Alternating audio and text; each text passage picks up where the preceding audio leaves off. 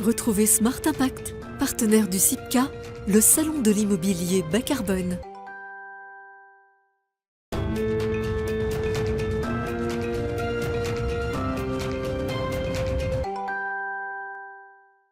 Bonjour à toutes et à tous. Smart Impact au cœur du CIPCA, le salon de l'immobilier bas carbone. On est ici au Carrousel du Louvre à Paris et dans cette émission, on va parler de la valorisation future de l'immobilier. Vous allez le voir, des solutions existent déjà, des innovations, j'en vois autour de moi, elles sont proposées chaque année, des bonnes pratiques à découvrir et à partager dans les allées du salon et dans ce Smart Impact.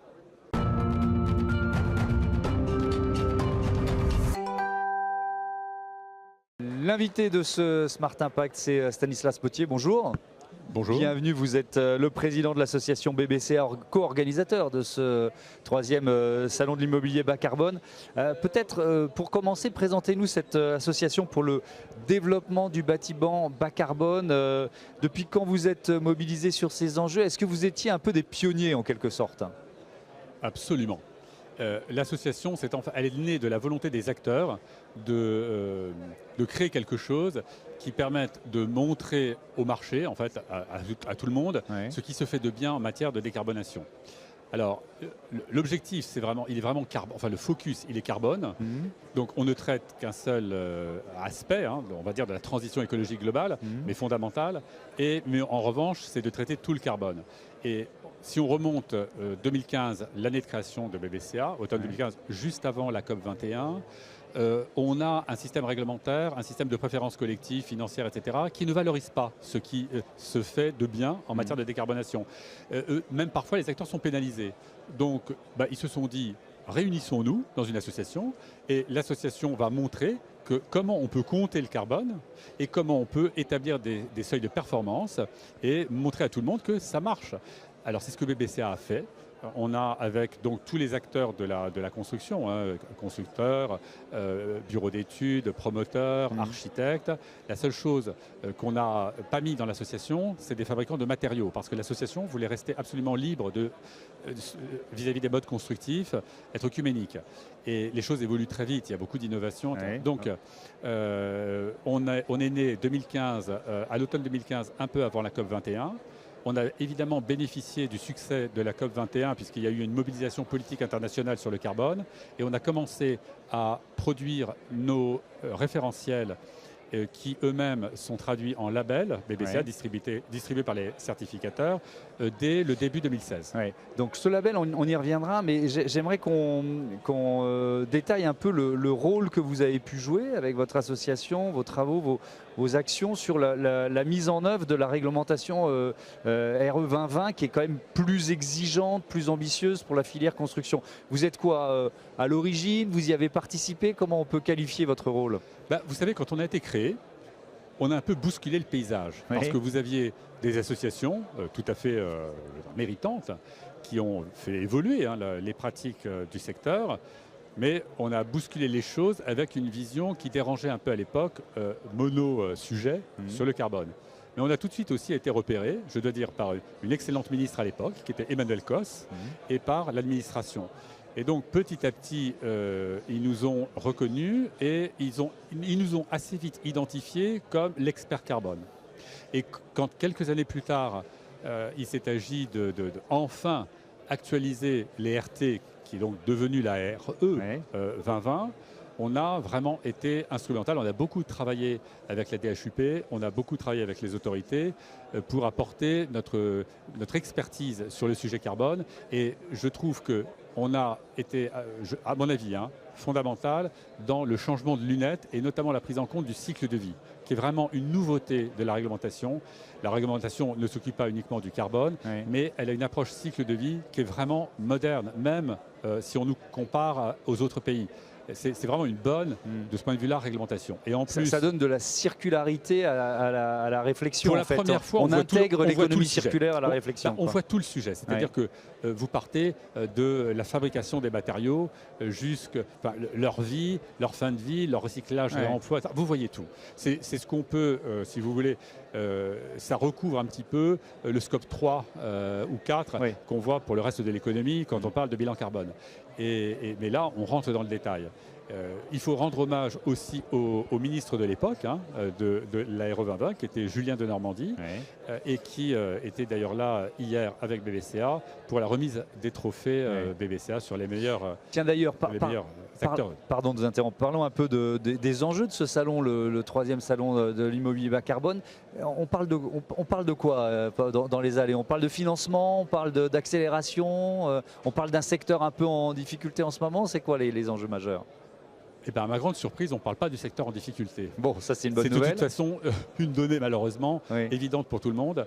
Et ce qui est vraiment formidable, c'est que bien que la crise soit vraiment importante, eh bien ici, on va voir à la fin du salon comment ça se passe, mais on a plus de fréquentation, on a plus de couverture média, on a loué tout l'espace alors qu'on a 50% de plus de mètres carrés que la deuxième édition du CIPCA qui était au Grand Palais éphémère. Et il y a une atmosphère vraiment très positive de deal, de business. Donc l'objectif quand on a créé le CIPCA avec France Convention il y a 3 ans, c'était qu'il y ait une place, en fait, une sorte de place de marché où tous les acteurs de la filière puissent se rencontrer, y compris, là, pour le coup, les fabricants de matériaux aussi. Et que ce soit un endroit où, très concrètement, on puisse avancer, partager les innovations, les best practices. Et je trouve qu'on a ça aujourd'hui. Donc, c'est-à-dire que les financeurs sont là, les financeurs ils viennent sont là. discuter avec les promoteurs, avec les professionnels, etc. On a toute la chaîne de valeur. Et là, j'animais une table ronde où on avait Isabelle Semama qui dirige AXA IM Hals, fondamentale, la gestion d'actifs sur notre problématique. Et la nouveauté d'ailleurs de cette année, c'est qu'en plus de nos clients, si je puis dire, traditionnels, les promoteurs, les constructeurs, les architectes, les fabricants de matériaux, on a aussi, donc les financiers, on les avait déjà l'année dernière, ils sont là cette année, mais on a aussi les utilisateurs. Vous avez beaucoup de directeurs immobiliers qui sont là, parce que finalement, n'importe quelle entreprise utilise des bâtiments, et elle a aujourd'hui des exigences vis-à-vis de ces bâtiments. Le locataire aussi. Bon. Et vous avez beaucoup plus de collectivités locales et d'élus, parce que là aussi, ce sont des donneurs d'ordre essentiels pour nos affaires. Qui mettent une condition d'engagement environnemental. Absolument. Et bas carbone à tous les projets maintenant. Et BBCA a créé un label pour les quartiers, les territoires bas carbone, ce qui est très intéressant parce qu'on déborde, si je puis dire, le bâtiment, on intègre tout ce qui se passe sur un territoire, et là, les collectivités locales peuvent s'étalonner, peuvent, avec vraiment un référentiel extérieur, validé, authentifié, transparent, s'engager de façon très précise sur la décarbonation. Alors ça, c'est une nouveauté aussi de cette année. Justement, ce label, ou ces labels d'ailleurs, il y a plusieurs labels BBCA?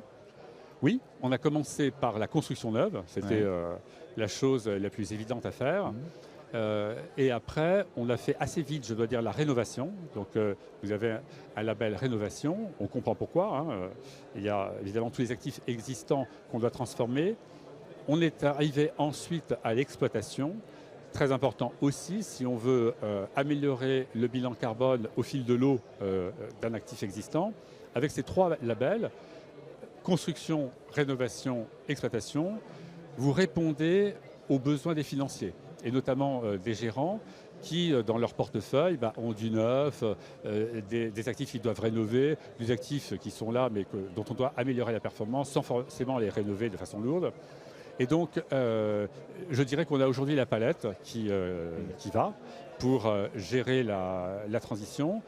Le quartier était important pour prendre aussi en compte les enjeux qui sont autour du bâtiment et dont le bâtiment dépend aussi pour avoir une performance carbone vue de façon élargie, améliorée. Dernier mot, dernière question sur les Jeux Olympiques et Paralympiques de Paris. Ça a été une vitrine pour ces labels justement? Alors, oui et non. On est content parce que la Solideo nous a demandé de travailler avec eux sur le village olympique. Donc le village olympique est labellisé BBCA. Et il est aussi labellisé Biodiversity. Parce qu'à l'époque, ils voulaient authentifier une performance environnementale. Et nous, on leur a dit, on va vous faire une proposition conjointe avec des copains, Biodiversity. Et comme ça, vous aurez une performance authentifiée sur le carbone et une performance authentifiée sur la biodiversité. On ne mélange pas tout et vous êtes certain du niveau de performance que vous avez sur les deux sujets qui sont fondamentaux. Et ça, à mon sens, c'est une évolution importante de l'ESG et de l'appréciation de performance. Il ne faut pas mélanger les choux et les carottes. Si on veut être rigoureux dans la présentation des performances, il faut isoler certains sujets fondamentaux. Le climat, le carbone, c'est absolument fondamental. On ne peut pas le compenser avec d'autres performances sur d'autres sujets qui peuvent être importants. Mais... Merci beaucoup Stanislas Potier. Bon salon, bon SIPCA. Mais merci à vous. On va continuer d'ailleurs de parler urbanisme tout de suite. Comment concevoir des espaces urbains adaptés à ce réchauffement climatique.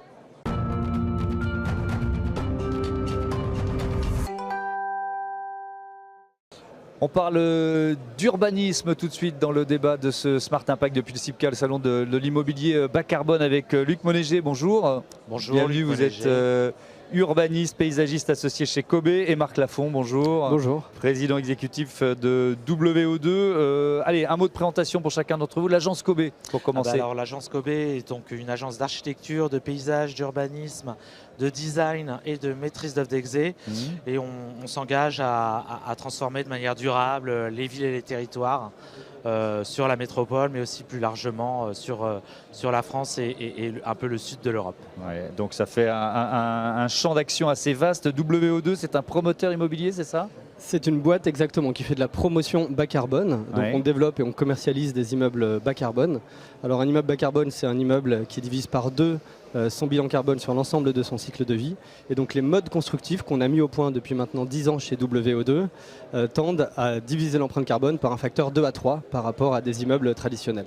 Et donc on développe aujourd'hui près de 350 000 m² de projets sur une douzaine de projets partout en Ile-de-France. Est-ce qu'aujourd'hui, Luc Monéger, l'engagement justement sur des projets bas carbone, c'est devenu une condition d'une certaine façon, un présupposé, vous voyez ce que je veux dire ? Alors, par exemple, des collectivités locales, ça semble assez évident, mais même de promoteurs privés. Alors nous, en tant que aussi urbanistes et coordonnateurs de nouveaux quartiers tels que le Fort d'Aubervilliers ou d'autres, ou aussi sur le village des athlètes, on s'engage aussi à réfléchir d'abord sur les éléments qu'on va pouvoir conserver du site. Et pas forcément que sur ce qu'on va construire, parce que ça participe largement justement à améliorer le bilan carbone de nos opérations. La non-démolition, la conservation, la réhabilitation font partie des éléments qui sont les premières choses qu'on regarde. Donc après, évidemment, quand on est acteur de la construction sur nos projets, on s'amène à réfléchir le plus largement possible et le plus précisément possible pour prescrire des modes constructifs. Mais c'est vous qui êtes à l'origine de cette proposition, ou ce sont vos clients qui disent « Attendez, nous de toute façon on ne veut rien voir ». Alors c'est votre spécialité, mais on ne veut plus rien voir d'autre que du bâtiment durable, de l'urbanisme durable. Par chance, effectivement, c'est une commande maintenant qui est de plus en plus intégrée à la demande de nos maîtres d'ouvrage ou de nos commanditaires. En revanche, pour Kobe, c'est quelque chose sur lequel on s'est toujours engagé et qui vient à la fois, nous, de notre âme, en tant qu'associés à l'agence, de préserver les ressources et de développer durablement la ville, mais aussi de nos collaborateurs qui vraiment ont fait remonter le souhait depuis quelques années, même avant le Covid, de participer réellement à la sauvegarde des ressources. Marc Lafont, c'est donc, si j'ai bien compris, WO2, vous êtes créé pour ça, pour faire de l'immobilier bas carbone. Exactement. C'était il y a combien de temps ?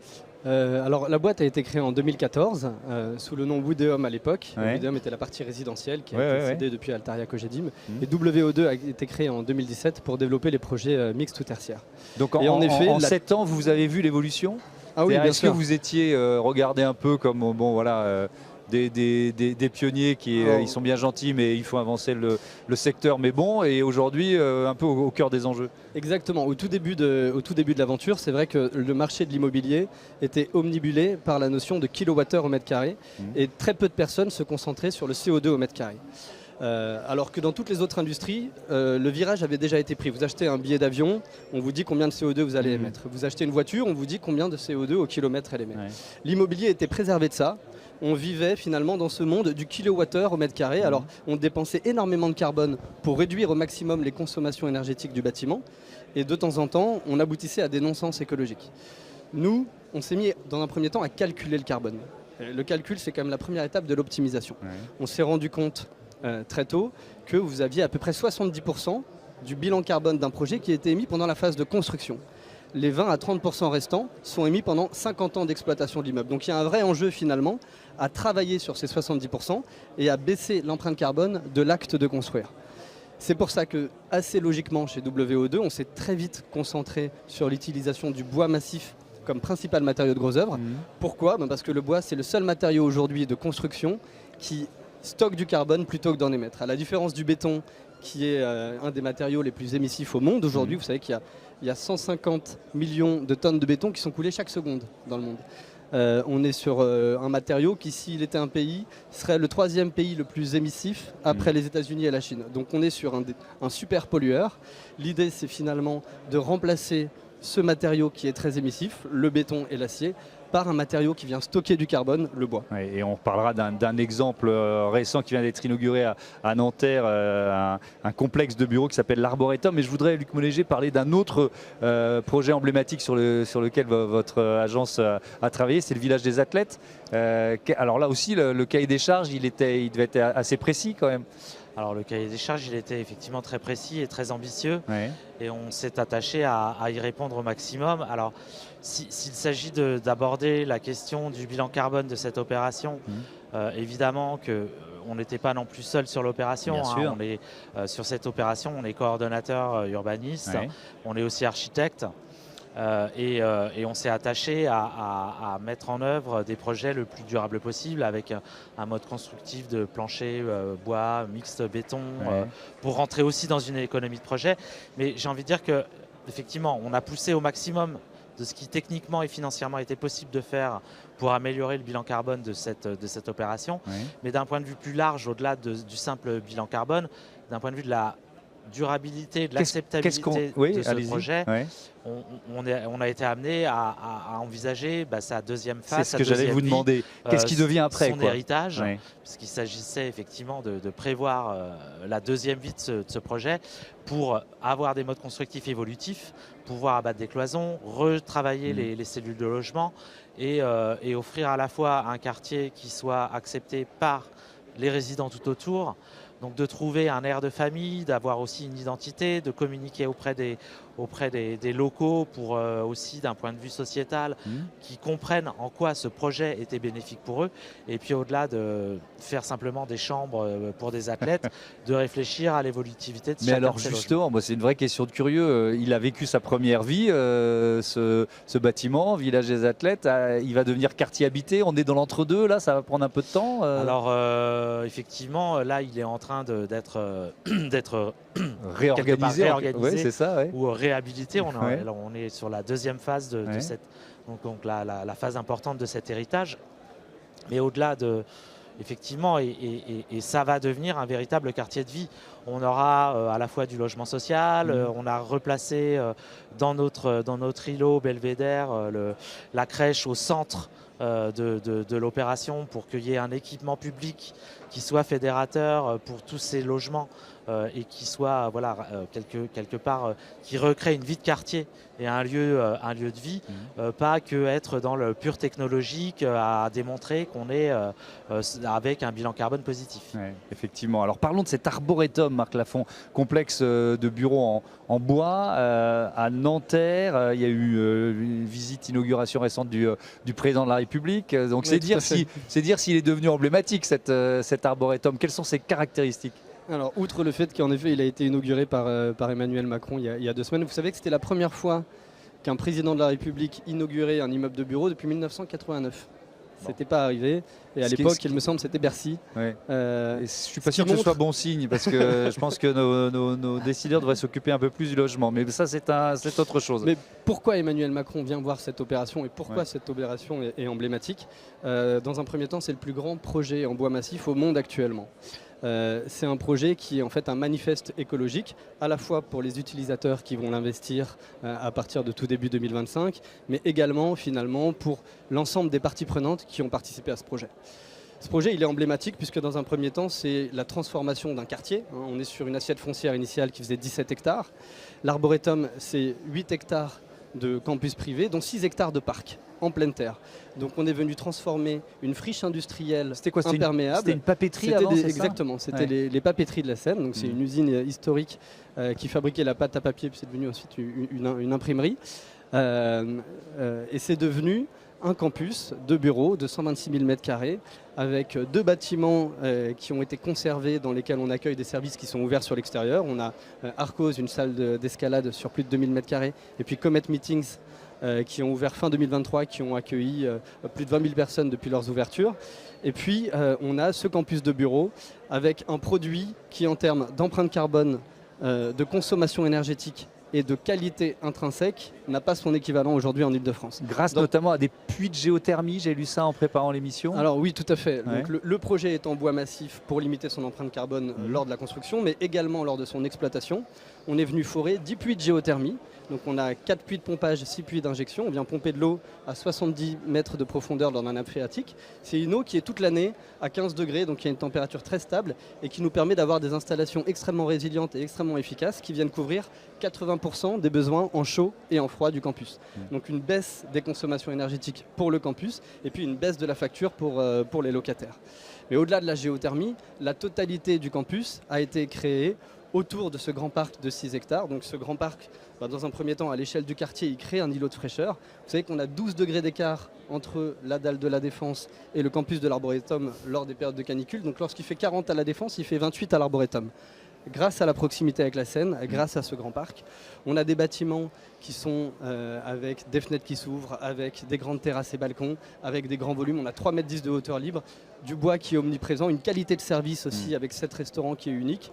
Donc ce campus, c'est aujourd'hui finalement la démonstration qu'un nouveau produit bureau est possible sur le marché. Et c'est pour ça qu'Emmanuel Macron est venu l'inaugurer il y a maintenant 15 jours. Merci beaucoup, merci à tous les deux. Et bon SIPCA, bon salon de l'immobilier bas carbone. On passe à notre rubrique Smart Ideas tout de suite.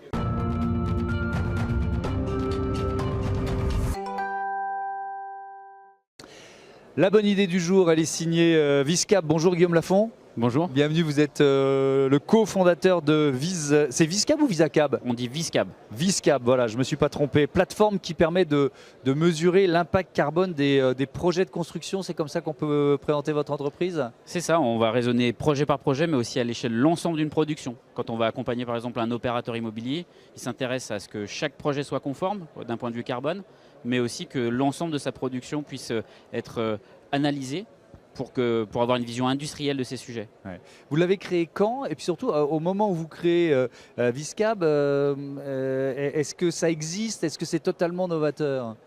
On est vraiment les pionniers en France parce qu'on a créé en 2015. Donc au début, c'était vraiment une société de recherche et développement puisque Thomas Jussel, mon associé cofondateur, est chercheur sur ces sujets-là. Ça fait partie vraiment des gens qui creusent ces sujets-là dans la recherche publique. Puis ensuite, on a fait un transfert technologique. Et à partir de 2020 et notre première levée de fonds auprès de la Caisse des dépôts et consignations et de AO PropTech, on a basculé en modèle logiciel SaaS, Software as a Service. Voilà. Donc qui est proposé à vos clients. Comment ça marche ? Allez, il faut rentrer des données précises, vous allez récupérer les données dans les entreprises. Je pose volontairement une question totalement béotienne. En fait, c'est exactement ça. Pour pouvoir faire des calculs carbone, il faut les données sources, il faut les informations sur les matériaux. Elles sont faciles à trouver ? En fait, au départ, il n'y en a pas parce qu'on est au tout début des projets. Donc, on veut pouvoir comparer des stratégies. Donc ça, c'est la force de Viscap, c'est de pouvoir proposer des solutions dès le début des projets. Et puis, plus on avance dans le projet, plus le projet est défini. Donc, on va essayer de faciliter la collecte de cette information de projet qui peu à peu se construit, se précise. Et puis, ça va jusqu'au chantier. Et là, il faut récupérer les bons de commande sur les chantiers pour pouvoir faire ce qu'on appelle à la fin des études de recollement et faire un calcul carbone qui est le plus proche possible de ce qui a été livré. Mais alors, est-ce que c'est facile d'utilisation même quand on n'est pas un spécialiste de l'analyse du cycle de vie ? C'est ce qu'on s'attache à faire le plus possible au quotidien. La vision qu'on a avec Thomas et avec toute l'équipe, c'est qu'il ne s'agit pas de recréer de nouveaux métiers experts, mais c'est plutôt de développer des outils qui sont intuitifs, qui sont faciles à prendre en main pour que les acteurs de la construction, qui sont déjà là, les promoteurs, les ingénieurs, les architectes puissent s'approprier ces sujets et pouvoir les actionner. Et donc nous, notre job, c'est de rendre ces phénomènes complexes enfin utiles et accessibles à n'importe quel type d'acteur. Ouais. On a parlé dans cette émission de la réglementation, de la RE 2020. L'outil, la plateforme que vous proposez, ce logiciel, il permet justement au secteur de répondre à ces enjeux réglementaires? Tout à fait, donc on est agréé par le ministère, on fait partie des outils qui sont agréés pour pouvoir répondre à la réglementation de 2020.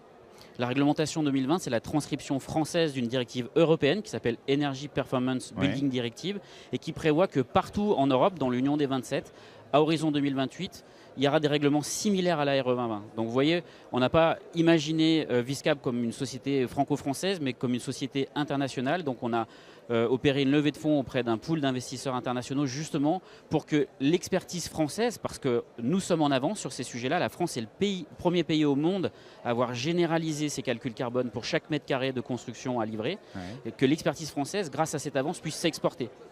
Donc aujourd'hui, nous, on a des investisseurs allemands, danois, belges, japonais, mexicains, américains, justement parce qu'ils ont identifié que les Français, on était en avance et qu'on allait, si on créait un champion français, sans doute créer un champion européen, voire mondial. Est-ce que ça veut dire que vous êtes déjà présent sur ces marchés-là? Alors, on n'est pas présent dans tous ces marchés-là.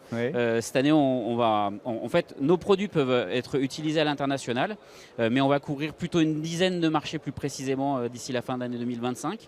On y va aussi pas à pas, c'est-à-dire qu'il ne faut pas partir trop tard, mais il ne faut pas partir trop tôt parce que sinon, on crame beaucoup de cash. Et en fait, ce qu'on voit, c'est que tant que la réglementation n'est pas suffisamment mature, qu'il n'y a pas d'obligation de compter, les acteurs, ils anticipent, mais pas trop, quoi. Donc voilà, on essaie de se servir de tout ce qu'on a acquis comme expérience sur le marché français pour ensuite industrialiser ça, le passer à l'échelle déjà européenne. Merci beaucoup, merci Guillaume Lafont et bon SIPCA, bon salon de l'immobilier. Merci beaucoup. Bas carbone. Voilà, c'est la fin de ce numéro de Smart Impact, cette spéciale immobilier. Je vous dis à très vite, à demain, tiens, sur les antennes de Bismart for Change. Retrouvez Smart Impact, partenaire du SIPCA, le salon de l'immobilier bas carbone.